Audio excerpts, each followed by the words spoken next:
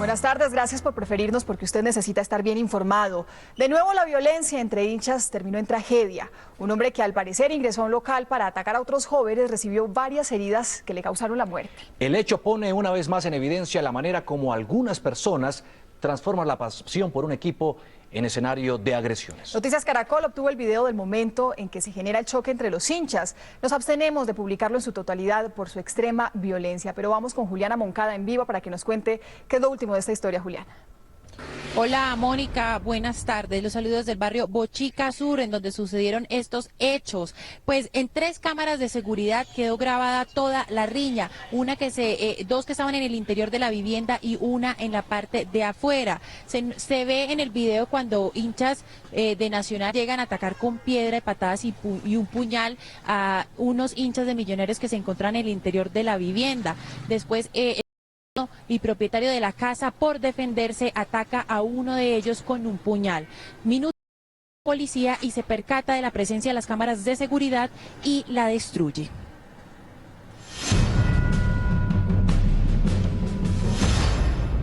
En video quedó registrado el momento en que estos 4 hombres vestidos con ropa alusiva al Atlético Nacional atacan con piedras, palos, patadas y hasta un arma blanca la puerta de la casa en donde murió el hincha del equipo antioqueño en el barrio Bochica Sur. Otra cámara de seguridad de la vivienda graba desde el interior de la casa. A las 2:20 de la madrugada, 2 hombres que se encuentran allí intentan defenderse. Uno de ellos lleva una camiseta de Millonarios. Pero ante el continuo ataque, los 4 hombres logran abrir la puerta del garaje, ingresan y con un puñal uno de ellos amenaza a los que se encuentran en el interior. Un minuto después, el propietario de la vivienda se defiende y agrede a uno de los atacantes con un arma blanca varias veces. Ante el ataque, los hinchas del Nacional que entraron a la casa huyen. A las 2:39 de la madrugada llega la policía al lugar. A la fuerza ingresan a la casa e inspeccionan en busca de los protagonistas de la riña.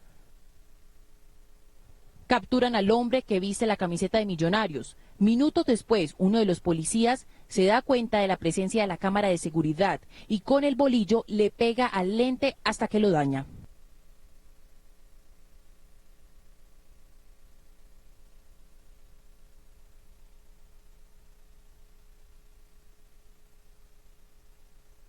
En una tercera cámara de seguridad ubicada en la terraza del edificio, se observa que los uniformados siguen buscando a los que se encontraban en la vivienda tomando licor.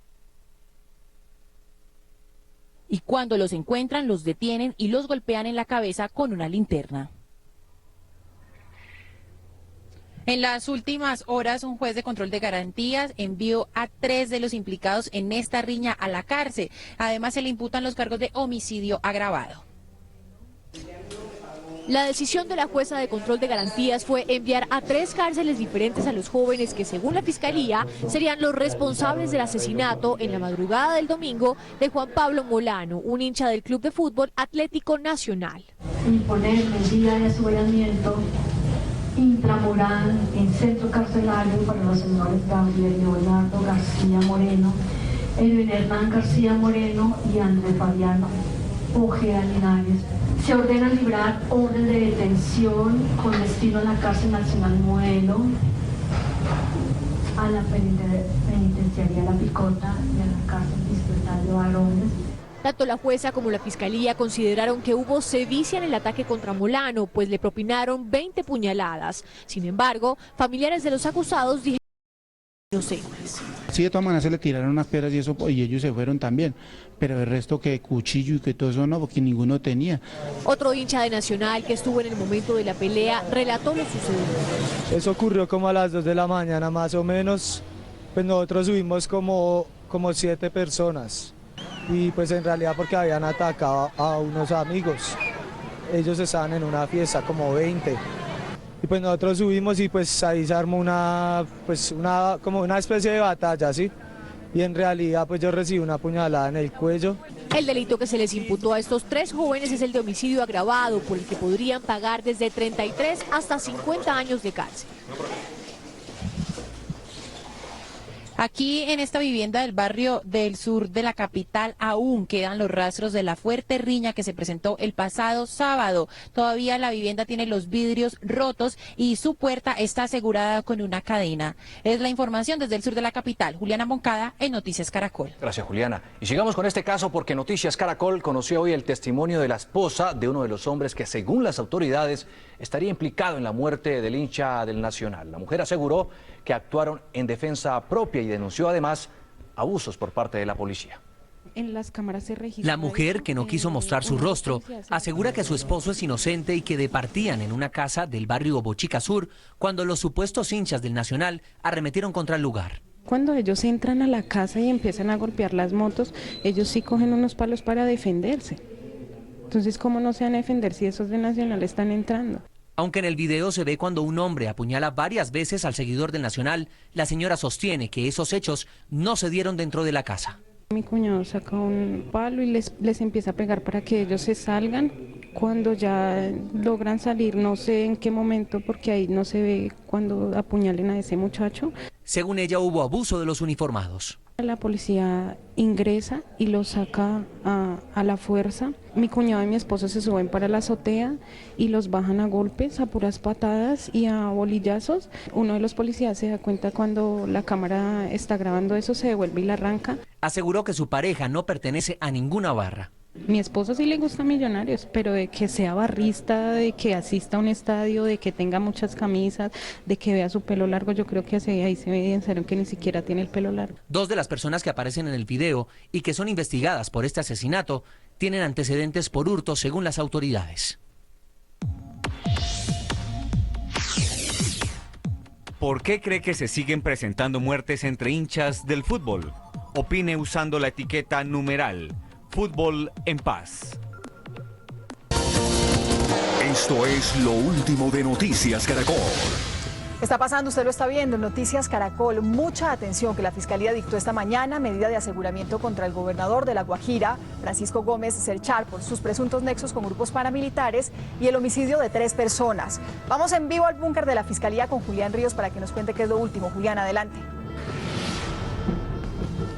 Muy buenas tardes, pues precisamente la Fiscalía General de la Nación acaba de dictar medida de aseguramiento contra el gobernador de La Guajira, Juan Francisco Gómez Cerchar, después del interrogatorio y de la investigación que ha venido adelantando aquí en el búnker de la Fiscalía en Bogotá por los delitos de concierto para delinquir y homicidio. La orden de la Fiscalía es trasladar al gobernador de La Guajira a la cárcel de La Picota en el sur de Bogotá, y a esta hora, hace pocos minutos, acaban de arribar aquí a la capital de la República y aquí al búnker de la Fiscalía varios seguidores del gobernador de La Guajira.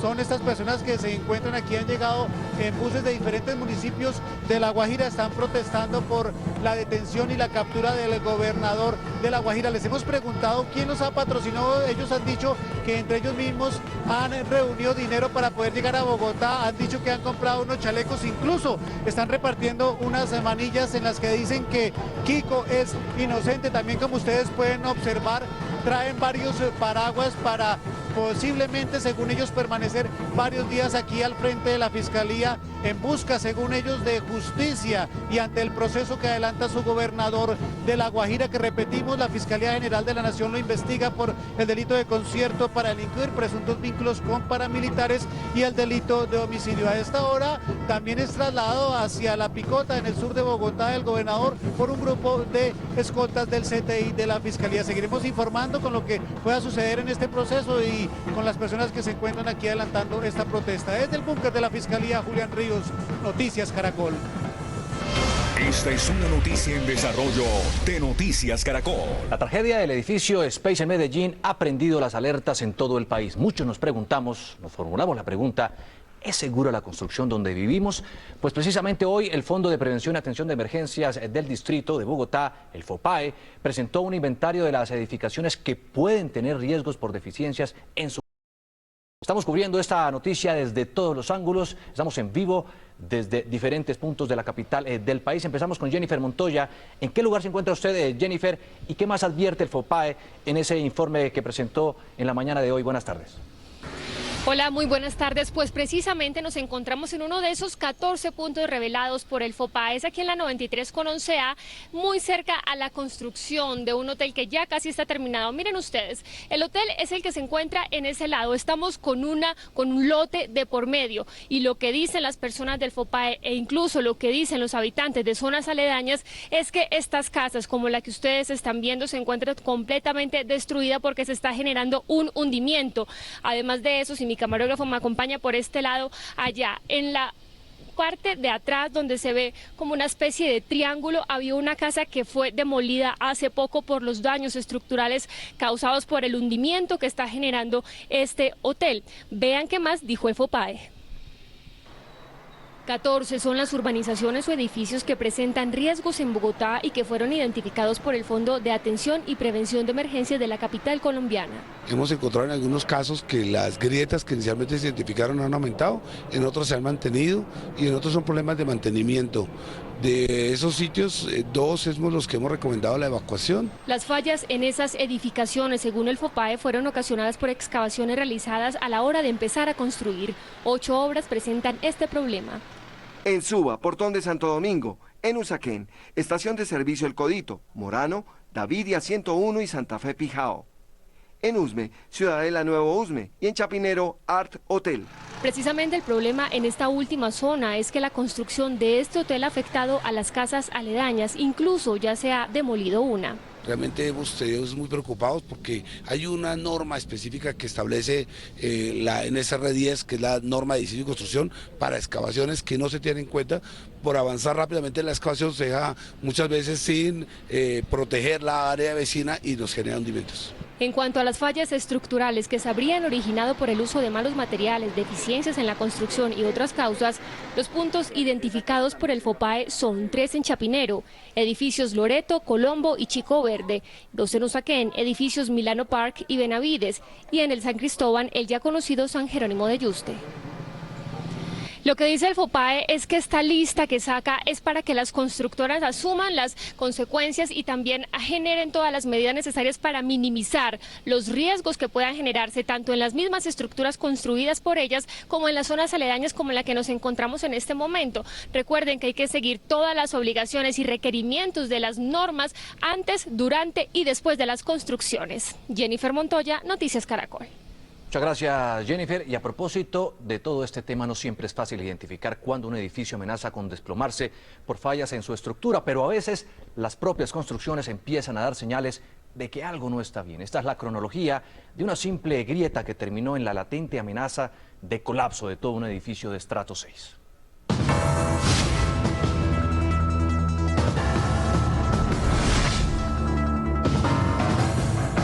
No toda grieta es peligrosa, como lo podría ser esta a simple vista, pero si con el paso del tiempo comienza a agrandarse y pasa, por ejemplo, de 1 centímetro más adelante a 3.4 centímetros en enero 30 de 2013, ahí sí ya hay un primer campanazo de alerta. En un sismo que no es de una alta intensidad, un muro como estos que usted puede colapsar y matar a una persona, pero no necesariamente el edificio se cae.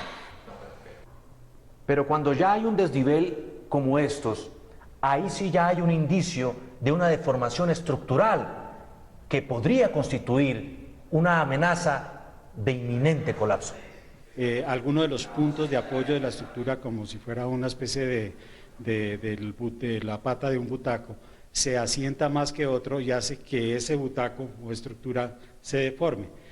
Y una tercera señal de máxima alerta es que comience a caerse parte de la fachada, que se presenten desprendimientos como en este caso. Ahí ya deben estar encendidas todas las alarmas y por eso este edificio del sector de Calatayud ya fue en gran parte evacuado. Y para que haya un desprendimiento como el que vemos allí es que hubo un movimiento muy fuerte. Este es un proceso que lleva 6 años, pero en este año ya nos ha dado 2 señales muy importantes y a las señales hay que hacerles mucho caso.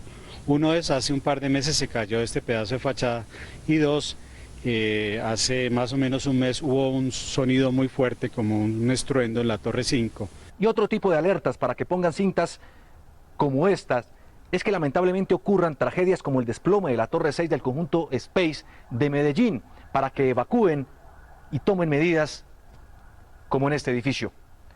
Juan Diego Alvira, Noticias Caracol. Y sigamos con el tema porque otra de las estructuras que representa riesgo, según el Fondo de Prevención y Atención de Emergencias, FOPAE, es el edificio Colombo, ubicado también en el norte de la ciudad. Allí está Juan Carlos Villani. Juan Carlos, ¿cuál es el peligro de esta edificación? Buenas tardes. Buenas tardes, pues eso lo ha anunciado el FOPAE, ha dicho que esta es una de las edificaciones, de las 14 edificaciones que podría estar en algún tipo de riesgo. Estuvimos en el sector, visitamos el edificio, pudimos evidenciar que efectivamente hay algunas grietas en su fachada, pero lo más grave es que la nave central de este edificio ha descendido cerca de 30 centímetros, llevándose consigo incluso parte de los andenes que se encuentran al lado y lado, que comunican uno de ellos con el parqueadero y que colindan con edificios vecinos. Sin embargo, ante esta advertencia, los vecinos han dicho, o los habitantes de este edificio, que eso no representa ningún riesgo de colapso inminente. Este es el edificio Colombo, ubicado en la carrera 11 con 82 en la localidad de Chapinero. En la fachada se ven algunas grietas y desniveles que, según sus habitantes, han sido generados por la construcción del parqueadero de un edificio vecino. En el momento de esa ejecución, un casing que llaman ellos en ingeniería, una pantalla se les fracturó y eso perdió el nivel freático del edificio de nosotros. El edificio de 6 pisos y 17 apartamentos en la actualidad solo está habitado por 6 familias. El desnivel de sus cimientos de 30 centímetros. Sin embargo, contrario a lo que piensa el FOPAE, sus propios residentes no consideran que haya mayor peligro. El FOPAE considera que aquí lo que hay es que recuperar la horizontalidad de elementos que se han inclinado por los asentamientos, pero que no son parte de la estructura de la torre y que por consiguiente no tienen nada que ver con una amenaza de ruina. Aseguran que varias empresas constructoras han comprado algunos de los apartamentos y están presionando para demolerlo y hacer uno nuevo. En este momento hay 5 empresas constructoras de alto nivel que han comprado acá y es una puja que tenemos nosotros que nos quieren sacar como sea para levantar un edificio donde el metro cuadrado ya nuevo cuesta 22 millones de pesos y a nosotros nos quieren comprar a 2 o 3. A un lado de este edificio está este otro, de ladrillo limpio, que también tiene un desnivel aproximado de 30 centímetros, pero sus habitantes no quisieron pronunciarse. Buscamos al representante del edificio que supuestamente ocasionó estos daños. Él no quiso pronunciarse ante nuestras cámaras, pero nos manifestó que él tiene toda su documentación en regla y que no sabe cuáles son las razones para los daños sufridos en los edificios vecinos. También hablamos con el alcalde de Chapinero, de esta localidad, Mauricio Jaramillo, que le ha manifestado que estará atento ante los requerimientos del FOPAE. Información desde la localidad de Chapinero. Juan Carlos Villani, Noticias Caracol.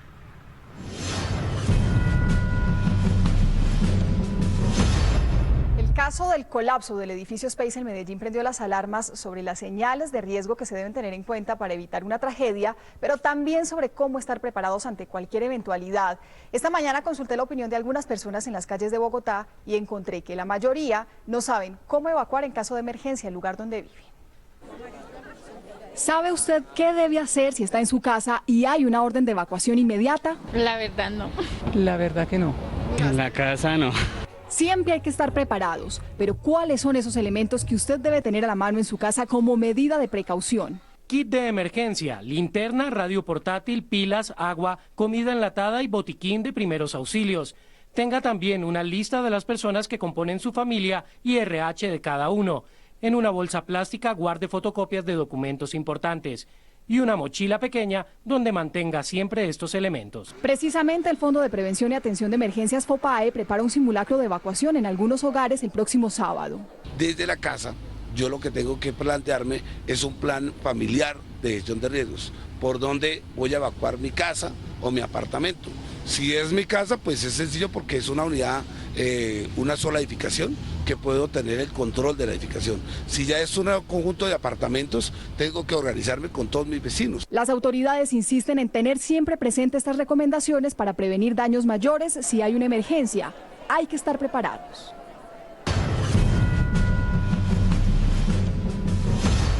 10 días después del colapso de una de las torres de un complejo residencial en Medellín, aún continúan las labores de rescate de 10 personas desaparecidas. Entre tanto, los habitantes de los otros edificios del conjunto se niegan a ocuparlos. Vamos en vivo con Diana Pérez para saber cuál es la situación en este momento. Diana, buenas tardes. Buenas tardes, Juan. Pues como usted bien lo decía, el tema con los habitantes es bastante complejo. Mire, si bien la aseguradora dijo que iba a pagar la totalidad de los apartamentos de la Torre 5 y 6, les aseguró a los habitantes de la Torre del 1 al 4 que solamente les iba a dar 6 meses de subsidio. Ellos ya reclamaron sus 3 millones de pesos, ya se fueron para algunos sitios, pero ellos dicen, ¿nosotros qué vamos a hacer después? No queremos volver de nuevo al edificio Space y también se nos desvalorizó muchísimo el apartamento para venderlo. Pues esa es la situación que pasa con algunos de ellos.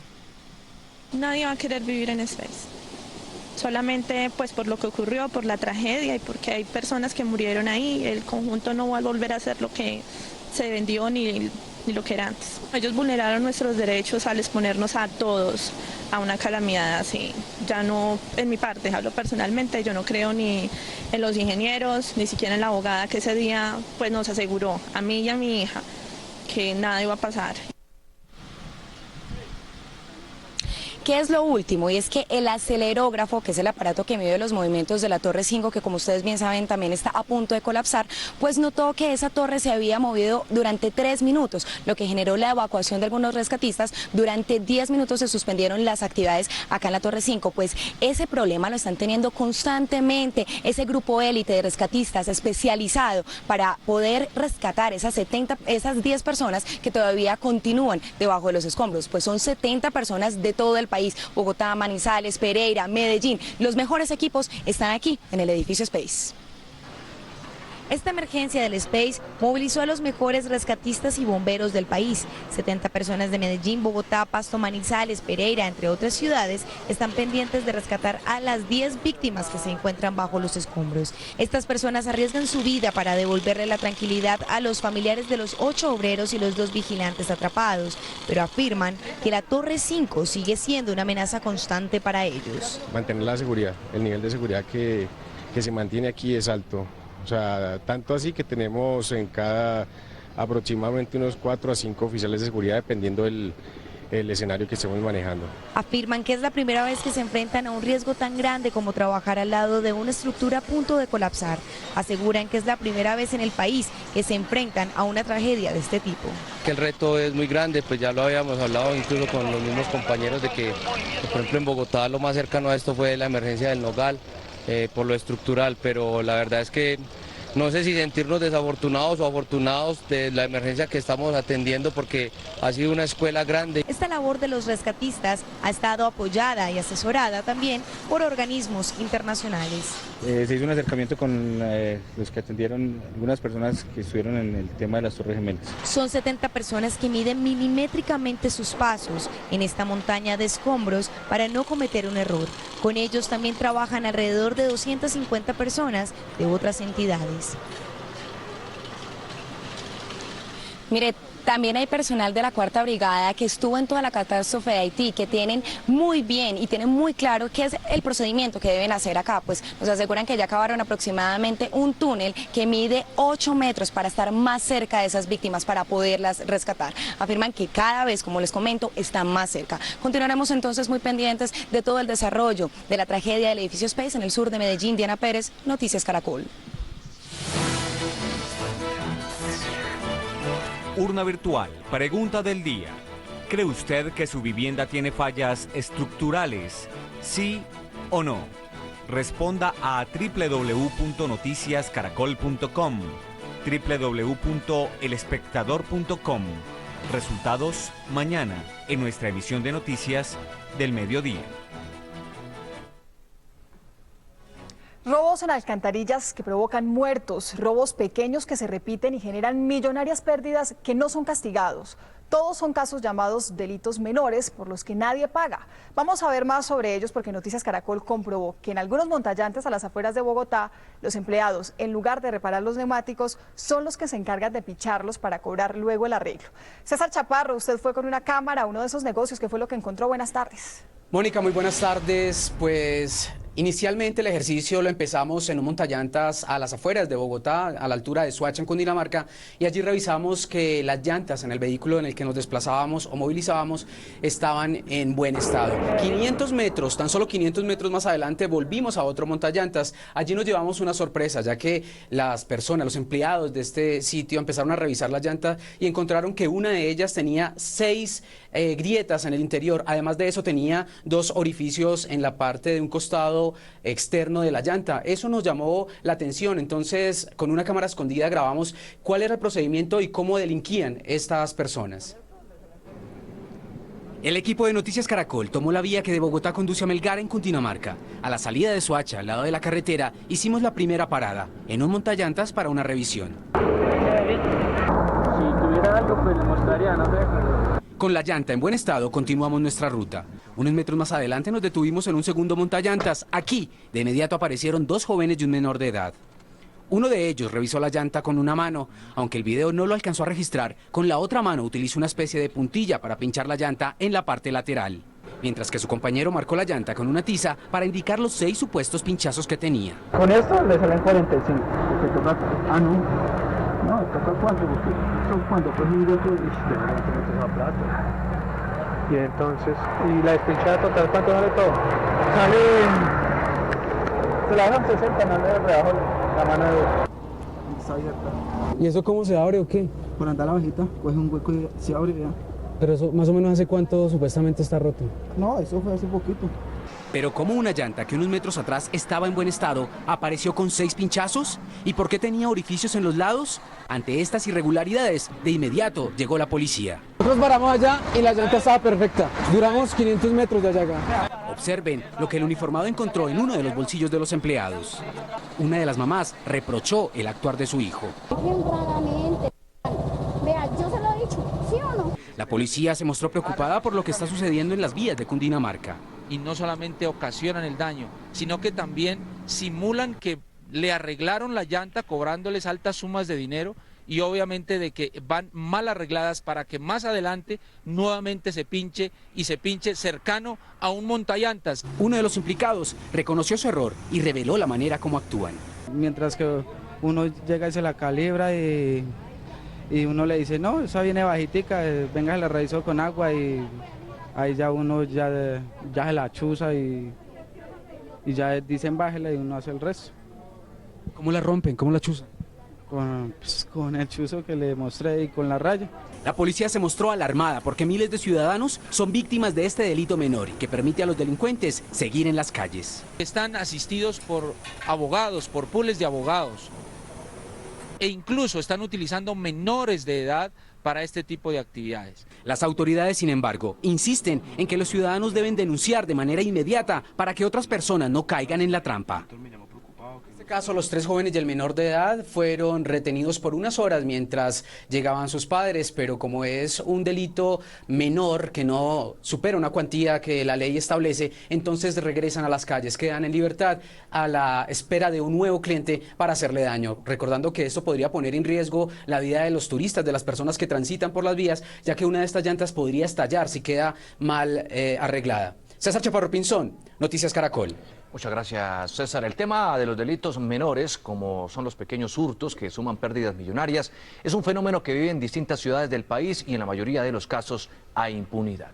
En Ibagué, Marjorie Trujillo habló con los principales afectados. Marjorie, buenas tardes. Hola Juan Diego, buenas tardes. Pues sí señor, mire, nos dicen ellos y especialmente el supermercado Mercacentro aquí en Ibagué que estos delitos de menores cuantías le han costado a ellos por lo menos en el año anterior 2.000 millones de pesos y aunque ya han desmantelado 6 bandas que se dedican a estos robos entre comillas pequeños, en lo que va corrido de este año creen que la cifra asciende a 1.000 millones de pesos de desfalco en sus supermercados. Este hombre se ha convertido en el terror de los ladrones de uno de los supermercados más importantes de Ibagué. En lo que va corrido del año ha desmantelado 6 bandas que de forma organizada llegaban a hurtar en las diferentes sucursales. Se ha implementado un sistema de seguridad por medio de cámaras, sistemas electrónicos que nos permiten identificar los comportamientos de las personas. Hasta el momento más de 42 personas han sido aprehendidas, entre ellas 11 menores de edad que han sido entregados a las autoridades. Pero la cuantía, como es considerada mínima, son dejados en libertad porque no se da afectación. pero esto de grano en grano genera grandes cantidades de dinero. Por eso capacitan diariamente a sus vigilantes para que reconozcan las nuevas tácticas utilizadas, como bolsas que pasan los controles y bolsos de mujer con doble fondo. Las llaman bolsas biónicas y utilizan ecopores que también son cubiertos con aluminio fingiendo que las mujeres están embarazadas. Tienen muchas formas para lograr engañar y evadir. Una de las preocupaciones de los propietarios de este supermercado es que en gran parte de estos robos los niños son utilizados por sus padres y familiares como fachada para ejecutar los hurtos. Otra cosa triste para nosotras las mujeres es que lo que nos han dicho es que en estas bandas siempre opera mínimo una mujer, y mientras grabábamos esta nota durante esta mañana nos informaron y le informaron al supermercado que 2 mujeres habían sido capturadas en Espinal realizando estos robos y una aquí en Ibagué. Me despido desde la capital del Tolima, Marjorie Trujillo, Noticias Caracol. Marjorie, muchas gracias. En Noticias Caracol, las noticias tienen contexto. La legislación colombiana ha determinado que ciertos delitos no sean investigados debido a que son considerados delitos menores. Los delitos menores son aquellos que por su naturaleza son excarcelables con el pago de una multa o con la imposición de un servicio comunitario. Dentro de esta categoría de delito están incluidos el vandalismo, los robos simples, lesiones personales con menos de 30 días de incapacidad, injuria, calumnia y el daño en bien ajeno, entre otros. La ley contempla a estos delitos como excarcelables cuando se trata, por ejemplo, de estafas o hurtos en una cuantía menor a los 10 salarios mínimos, es decir, por debajo de 5.895.000 pesos. Esta es una noticia en desarrollo de Noticias Caracol. Regresamos con la que abrimos nuestra edición del mediodía, porque hoy ha sido un día de lamentables noticias de agresiones contra menores de edad. Un pequeño fue quemado con gasolina en su rostro y otro adolescente que recibió varios disparos. Vamos a hablar de eso nuevamente con Jenny Navarro, que nos tiene nuevos detalles de estas historias. Jenny, adelante. Gracias, buenas tardes. Y podemos decir, bueno, el más reciente informe, reporte clínico precisamente del Hospital Universitario de San Rafael es que el niño está estable. También hablamos con el tío del menor. El menor recibió 2 impactos de bala y ya la Fiscalía 331 está adelantando esta investigación. Esto es lo que dijo el tío del niño. Se dirigía para el colegio, donde habitualmente él toma el bus. Llegó un tipo. Esto es versión de una persona que lo vio y le ocasionó 2 impactos en la cabeza. Lo que la policía dice es que esto es persona de alguien profesional, de una persona profesional contratado por alguien. Desconocemos de la verdad quién lo pudo hacer, hasta el momento no se sabe nada y estamos esperando las investigaciones de la policía. Claro. ¿Se sabe si hay amenazas contra la familia, contra el niño, contra ustedes? No, absolutamente. Mi sobrino es un pelado juicioso.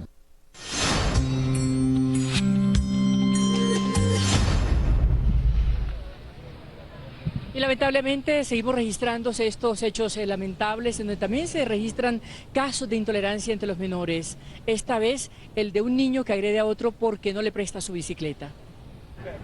Violencia infantil en Bogotá. Según la mujer denunciante, su hijo de 10 años fue víctima de otro niño de aproximados 14 años, quien le roció gasolina en el rostro y luego le prendió fuego.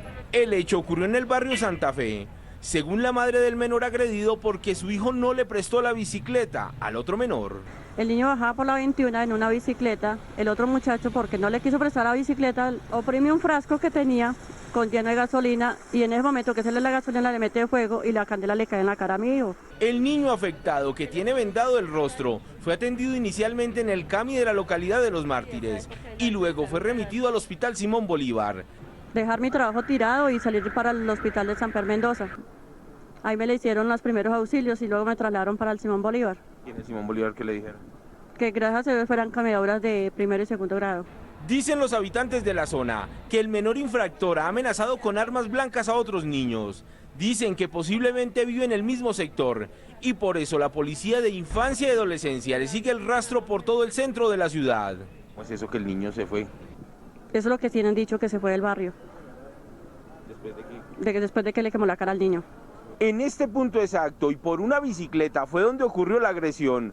Al menor de edad, medicina legal le dio 20 días de incapacidad. El niño agredido deberá ser sometido a una nueva cirugía plástica en su rostro. De estos dos casos también se encuentra encargada la Policía de Adolescencia, de Infancia y Adolescencia en Bogotá. Me despido por ahora desde el Hospital San Rafael en el sur de Bogotá. Jenny Navarro, Noticias Caracol. Jenny, muchas gracias. 1:06 p.m.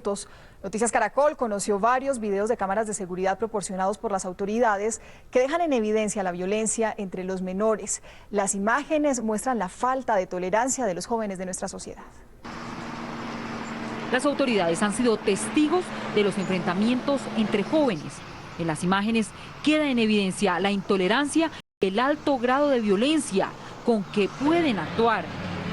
En este video, grabado por una cámara de seguridad de la policía, pequeños en esta plazoleta se enfrentan a puñetazos, cada vez con más fuerza. Las imágenes dejan entrever que estos jóvenes simulan una pelea de boxeo. Uno de ellos levanta un cartel, como se hace en este tipo de peleas. Minutos después llega la policía.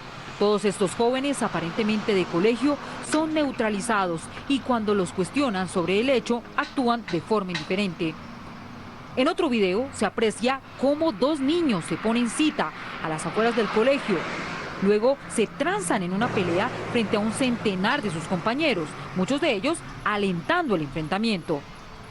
Niños y niñas salen en estampida frente a la llegada de la policía, que buscan a los dos menores enfrentados. Esto deja en evidencia el gran número de jóvenes que delinquen, que según la policía llega hasta ahora a los 23.153 procesados por diferentes delitos. Ante los reiterados casos de agresiones entre niños y adolescentes, muchas veces sin justificación aparente, cabe preguntarse, ¿es esto una falla de los padres de familia? ¿Tienen alguna responsabilidad los maestros de los colegios? ¿Qué debemos hacer?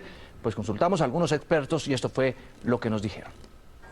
Según los expertos, la grave situación de descontrol que están viviendo los niños y jóvenes es un reflejo de lo que sucede en sus familias y en la sociedad. Afirman los especialistas que cada vez los adolescentes son más intolerantes y agresivos, y que muchos de ellos han perdido el límite entre una conducta negativa y una delictiva. Está fallando el sistema legal frente a una norma que en algunos casos es muy flexible con los chicos, es muy tolerante con los muchachos y con los actos de los muchachos. Unos padres de familia que no han establecido patrones normativos, que no han establecido unas prácticas de crianza sanas, adecuadas, que se han encargado de generar chicos impulsivos, sobreprotegidos, chicos inseguros, absolutamente violentos y agresivos, y un colegio o una escuela que no está ejerciendo su porque igualmente el maestro está intimidado. Aseguran que este fenómeno de violencia también obedece a la soledad que viven muchos de los niños y jóvenes, pues diversos colegios solo tienen media jornada y la mayoría de los padres trabajan todo el día. Les falta acompañamiento. Son niños que se están educando solos en la calle.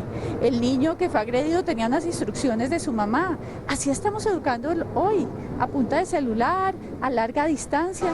Ante este panorama, muchos papás se preguntarán cuál es la forma adecuada de educar a sus hijos. Las normas y las reglas de disciplina, que son las que dan los costos en la conducta del chico, no pueden negociarse. Los expertos concluyen que los padres deben enseñar a los jóvenes los comportamientos y las normas aprobadas socialmente. Y este drama lamentablemente también se presenta en la costa Caribe. En Barranquilla, un nuevo enfrentamiento entre pandillas dejó un muerto y un herido. Las víctimas, según sus familiares, se bañaban en la calle durante un torrencial aguacero cuando fueron alcanzadas por las balas. En este barrio del suroccidente de Barranquilla se registró el enfrentamiento de las dos pandillas que dejó un muerto y un herido. La víctima mortal era Miguel Ángel Rojas, de 20 años de edad, quien recibió un tiro de escopeta. Mi hermano con una hechiza le dieron con unos perdigones, a él le salieron unos del lado derecho, le cayeron. Jaycee asegura que el hecho no está relacionado con pandillas. No tenía nada que ver con eso, no es un hombre pandillero, aclaro, no le gustan las pandillas.